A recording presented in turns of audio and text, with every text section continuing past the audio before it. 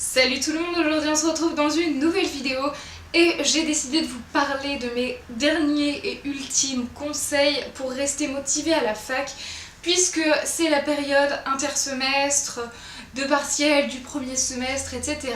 C'est la période un petit peu compliquée et la première peut-être difficile pour vous si vous venez d'arriver à la fac.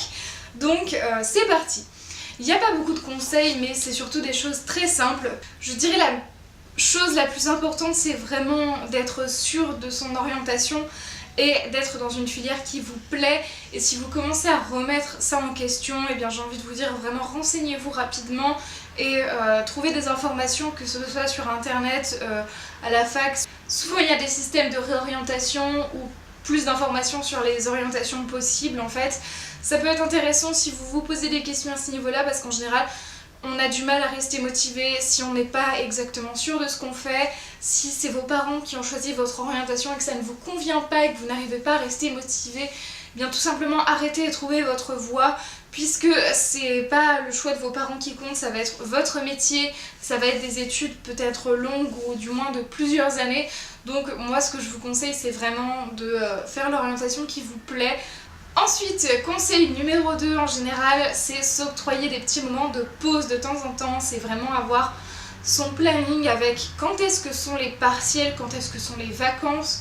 Dites-vous bien quand est-ce que vous allez octroyer des moments de révision spécifiques et du coup regardez dans votre planning globalement quand est-ce que vous avez des périodes creuses. Moi c'était en novembre par exemple et ça a été vraiment un peu un mois what the fuck. Mais en même temps, c'est important aussi d'avoir des moments de pause et des moments de travail. C'est toujours plus facile, bien évidemment, je ne parle pas de la P1 des médecines parce que c'est complètement à part et c'est souvent une année où on trime à fond et où on n'a pas le temps de s'octroyer des moments de pause, c'est vraiment un mental à avoir, c'est beaucoup trop compliqué. Donc je ne parle pas de ces cas-là. Et je dirais aussi un autre conseil pour rester motivé, c'est de ne pas partir négativement, c'est-à-dire de quand vous rentrez chez vous le soir, ayez une petite routine après les cours, de vous posez 5 minutes, vous regardez ce que vous avez à faire prochainement dans les prochains jours, que ce soit le soir même, les prochains devoirs qui arrivent, et essayez de vous planifier dans la semaine quand est-ce que vous allez travailler, quand est-ce que vous allez vous reposer, et n'hésitez pas à vous accorder des moments entre copains où vous allez sortir et un peu changer d'air parce que rester enfermé chez soi, à juste faire une pause, travailler, faire une pause, travailler, au bout d'un moment ça marche plus trop et on s'en lasse et on a besoin d'autre chose, donc sortir de temps en temps ça aide beaucoup à rester motivé et à garder un petit train de vie mais une petite liberté dans la routine du travail. Et enfin, mon dernier conseil pour rester motivé quand on est à l'université ou n'importe quelle filière d'études supérieures, c'est renseignez-vous un petit peu sur ce qu'il y a autour de vous. C'est-à-dire qu'il y a beaucoup d'élèves qui rentrent à la fac en première année, qui partent tête baissée dans les études, qui ne font pas de soirée, qui ne s'intéressent pas du tout à la vie de la fac et parfois ça peut être très intéressant et justement connaître son environnement aide à s'y sentir mieux éventuellement, donc ça peut toujours être positif je pense, et puis on se sent être plus en sécurité, plus rassuré, on peut avoir de l'aide d'autres personnes qu'on aura rencontrées. Donc moi je vous conseille de aller à la bibliothèque universitaire, découvrir vraiment le campus, de toujours aller découvrir vos associations de fac, d'école, etc. Parce que ça pourra toujours vous être utile, que ce soit pour participer à une soirée ou pour rencontrer des élèves qui sont dans la même promo que vous et qui pourront vous aider à travailler. N'hésitez pas à rejoindre les groupes Facebook de votre école, de votre licence par exemple, parce que ça aide de s'entraider tout simplement, voilà, c'est très logique. Et au moins on se rend compte qu'on est tous dans la même galère et qu'on n'est pas forcément juste des inconnus et des étrangers qui vont tous dans un même amphi. Donc voilà pour ça.